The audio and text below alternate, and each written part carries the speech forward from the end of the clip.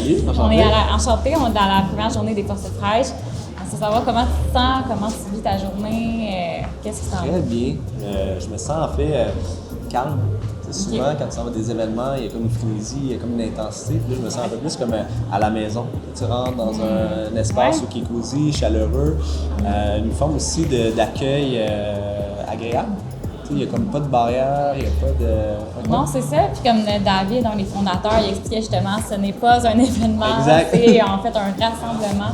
Puis justement, ça, comme ça te fait quoi de sentir que tu es dans un rassemblement de gens qui ont envie de faire une différence? La salle est remplie d'entrepreneurs, de gens qui sont venus avec des idées de projets. Ouais. Toi, tu es fondateur de B-Side.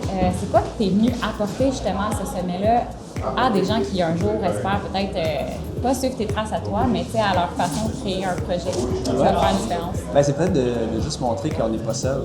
Ouais. Parce que, tu sais, souvent dans des événements, il y a comme une relation de hiérarchie. Il y a quelqu'un qui va te parler de ce qu'il fait. Puis ici, ce que j'aime, c'est qu'on va parler de ce qu'on fait. Donc, autant, je pense, moi, je vais apprendre des gens qui ont des projets, des énergies, mais à la fin, c'est surtout faire, on n'est pas tout seul. Il y a un mouvement qui est en train de se passer. On peut partager beaucoup d'informations, puis briser un peu cet isolement-là. Parce que souvent, quand on est dans toutes des régions différentes, on n'a pas l'occasion de se voir, de se parler.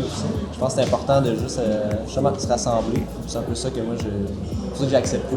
J'aimais le mouvement, puis je le sens dans mon quotidien.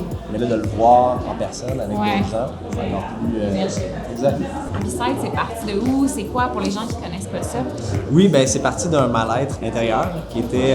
moi, j'ai de l'Abitibi, j'ai travaillé à Montréal. C'est comme si j'avais un pied en ville, un pied dans le bois.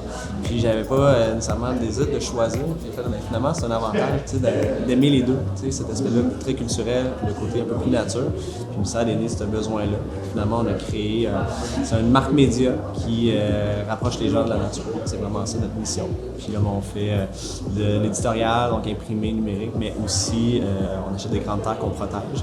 Donc l'objectif, c'est vraiment de ramener les gens à s'intéresser à la nature.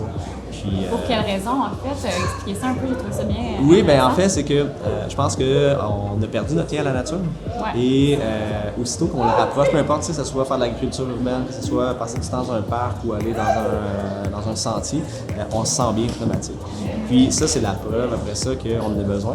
Puis après ça, avec les gens, ben, ils l'apprécient plus. Si tu apprécies quelque chose, tu peux le protéger ou en prendre soin. Donc c'est un peu ça, l'objectif, c'est à la fin, c'est de prendre soin. Ça crée un effet domino. Totalement, mais de partir de l'inspiration. Notre job n'est pas nécessairement de convaincre les gens que la nature est importante, c'est plus de leur donner une porte d'entrée à la nature ou à l'environnement qui est positive, puis ils vont faire « Ah, après ça, je vais rentrer plus loin dans ce mouvement-là ». Donc, c'est parti d'une idée de justement transmettre l'information soit en ligne ou par magazine. Mais là aussi, éventuellement, vous avez acheté des terres. T'expliquer un peu ton processus dans lequel tu as vendu des petits lots à des gens. Est-ce que tu veux en parler un peu? L'idée, c'est de créer une communauté dans le fond à la base et de protéger une terre. Exact. L'objectif initial, c'est de dire comment on peut faire de la conservation. Puis, on a trouvé le mécanisme qui était de dire, bien, si on se rassemble plein de gens qui ont le même système de valeurs, c'est qu'on est capable d'acheter un très, très, très gros terrain, puis d'en développer un minimum qui nous donnerait finalement un levier économique pour le propriété à perpétuité. C'est ce qu'on a fait. Au final, on a acheté un grand territoire, on a développé seulement 20% en petits lots. On a construit un peu une communauté avec des chalets architecturaux qui maintenant on loue à la communauté. Puis ça, ben, ça nous a permis de protéger 1000 acres, 2 lacs et une forêt ancienne. Donc l'objectif, c'est de refaire ça dans d'autres communautés. Donc de vraiment poursuivre ce mouvement-là. Ben, merci beaucoup. Hey, un mot de la fin, j'aimerais ça savoir, peux-tu un conseil pour quelqu'un justement qui a une idée de projet puis ne sait pas par où commencer? Juste en parler à tout le monde. Souvent, on est gêné parce qu'on ne sait pas si l'idée est bonne ou pas, ou on ne veut pas que les gens copient l'idée, puis elle vous appartient. Si tu as une idée, parle-en à ton voisin, parle à ta famille, à tes amis. Tu vas dans un café, parle à la personne à côté de toi. Cette idée-là va juste fructifier, puis elle va devenir meilleure. Puis finalement, mais plus tu en parles, plus tu te l'appropries. Donc, garde-la pas pour toi, parle-en tout le temps, puis plus tu en parles, plus elle devient réelle.